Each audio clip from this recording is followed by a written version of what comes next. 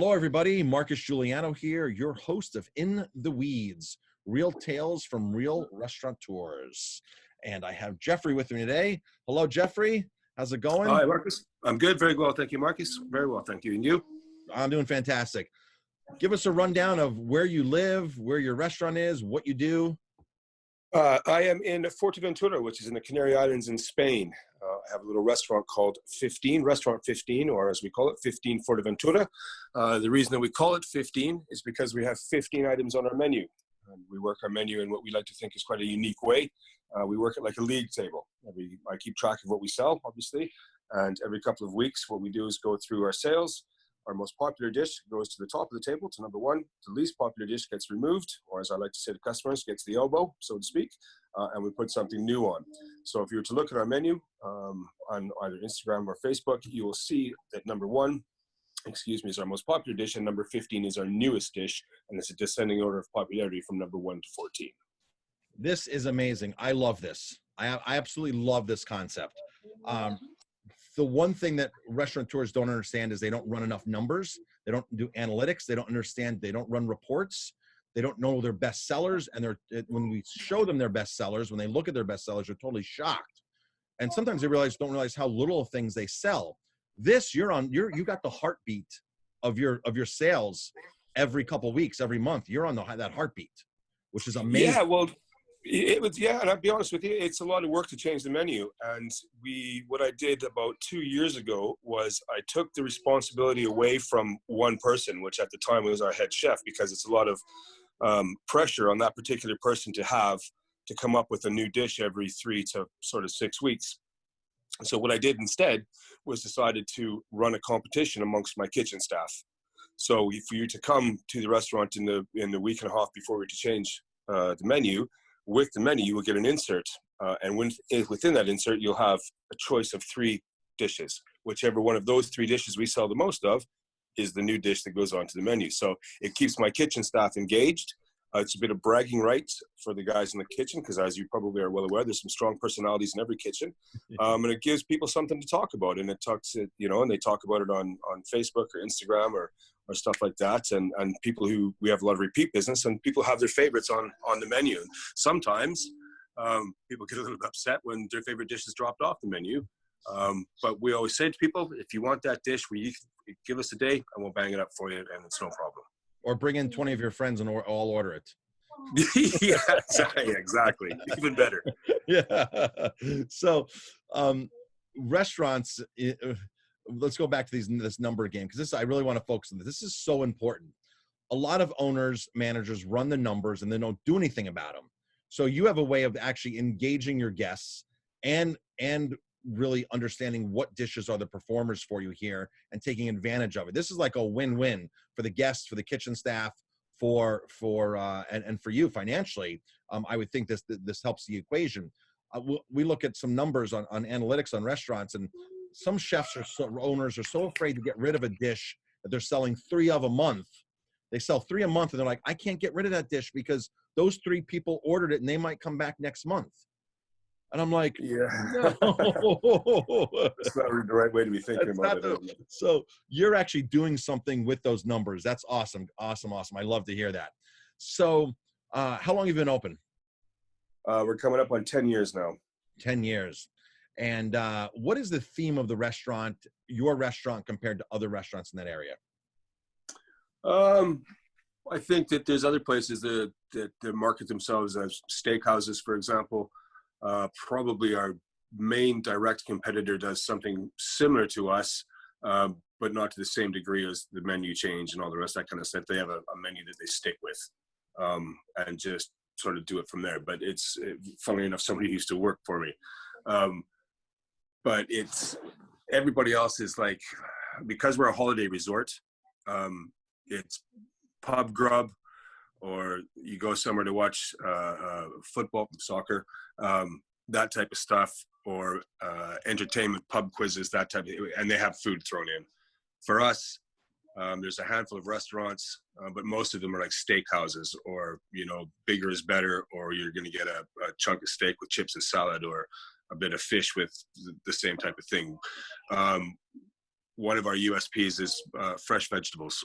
We don't do chips and salad. Well, we have an early bird menu that caters to some of our older clients who just want that kind of stuff. But, you know, one of the things that I can speak about to our customers is that, you know, the vegetables that I've just put down on your table, I've shopped for those myself fresh this morning from the market. So those carrots that you're eating, I bought those this morning. They haven't been sitting here. They didn't come out of a tin. They weren't frozen.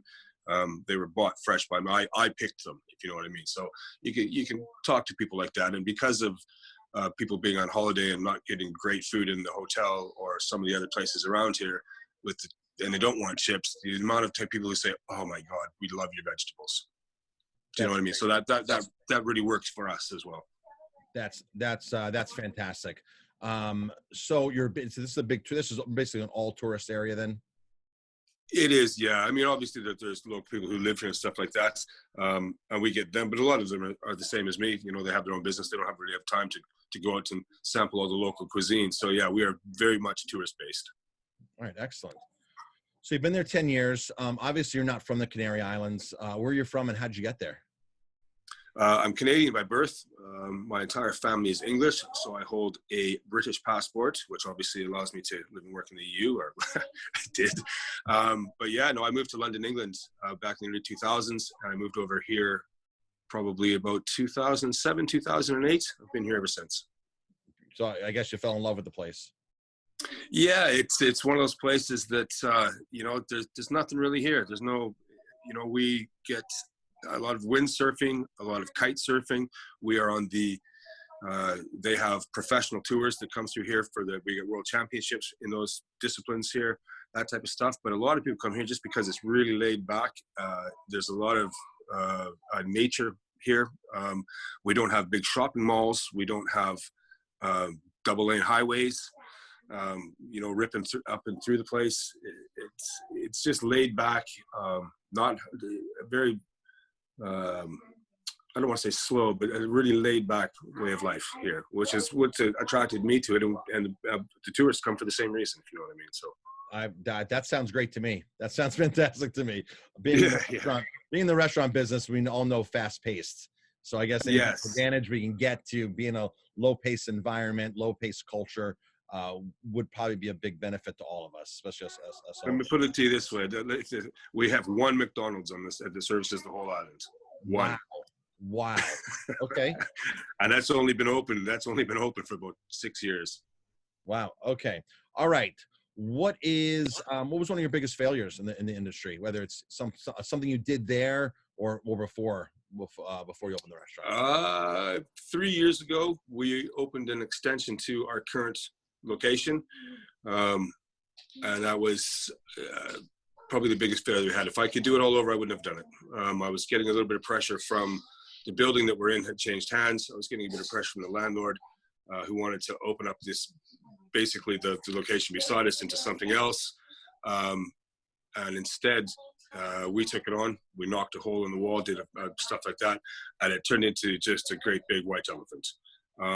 We did it, and then the economy crashed. And that was probably our biggest failure. In hindsight, I look back on that and think I should have been able to see the warning signs, and I didn't. So when our contract finished, which was, I think, April or May of last year, not only did I not want to renew the contract, but the landlord wanted to raise the rent on us. So we just basically handed him the keys back, and we went back to what we were doing before, which was a nice, cozy little location that worked for us. And quite frankly, the feedback that I got from everybody, the people who've been coming to the restaurant for years, we get a lot of repeat business customers that we have who own property here or who come to this place on their family holidays. I mean, I've seen families with kids who've grown up, so to speak. So they started coming when the kids are 7, now they're teenagers, stuff like that, or they don't even come anymore because they're not coming on holiday with their mom and dad, if you know what I mean. But all the feedback that we got from those people was, you know what, we never really liked the other side anyways. And we really like it much, much better now that you're back to smaller and cozier and much more limited number of seats. Great. How many seats do you have? About 50 odd, I guess. Okay, that's the same size as me. I have 52 seats. We almost have the same amount of employees, around 10 or 12. So you and I have a very similar economic or setup like that as far as size wise. So, Yeah. all right. So what is one advice you would give to a new restaurant owner, somebody who wants to jump into the restaurant world? They might have some experience working, but now they want to jump into opening a place of their own. Be careful of your margins. It's Your margins are the most difficult things to manage, I find, in my own personal experience. Some of the dishes that we have on our menu, I've had to drop one because it was costing me money to put it on the plate. Even though it was fairly popular, it was difficult to get. And as I said, it was costing me money to put it on the plate. It's a very fine line between profit and loss, so to speak. I'm trying to think what that old saying is. It's turnovers for show, profit is for dough, I think is the way that goes. Yes. You and I are very alike. We're numbers people, and like I said, I really love the way you've implemented your menu to even take advantage of those numbers. But yeah, my best friend is my calculator. I'm always crunching numbers. My wife will tell you this morning I sat here and did 2-3 more things. I walk around the kitchen. I'm like, how many did you get out of that? We look at the current price and I crunch numbers. I want to make sure everything's in. We just got our smoked brisket down to under 15% cost of goods. So I'm like, okay, perfect. We got this equation down. Now it's time to put it on the menu in big letters, bestseller, and just push out that. And I share with my staff what should be a bestseller. It should be a bestseller that people like, of course, but that is a good profit margin for the restaurant. So I use my staff and say, this is what we need to sell, guys. We need to sell this, this, and this. And yeah, the burgers are great, but they're 25% compared to the brisket or the polenta dish, which is 12%, not 8%. I mean, it's insane. Not many restaurant owners use these numbers to their advantage. And some tweaks, they find their profits skyrocketing from just knowing and understanding. So, and us small guys, we really need to do that. Absolutely. Yeah. It's a very fine line. And like I said, if I was giving anybody advice, watch your margins. Yeah. For you and I, when we make mistakes, we feel it. When a restaurant that does $5 million makes a mistake, they can hide it. Yes. They can hide mistakes of margins. They shouldn't be. It's unacceptable still. But you and I feel it with our size. And it's crucial. So absolutely. That's great advice. So, all right, Jeffrey, I appreciate this. You're on Facebook, you're on Instagram, spell the name of the restaurant. And if anybody's in the Canary Islands, definitely stop and see Jeffrey. I want to get into Portugal for a wine tour, and maybe that might be a good time for me to hop on down for a few days. So yeah, that's not far away from us as well. We're 15 Forteventura. The number 15 Forteventura. We're on Facebook, Twitter, and Instagram.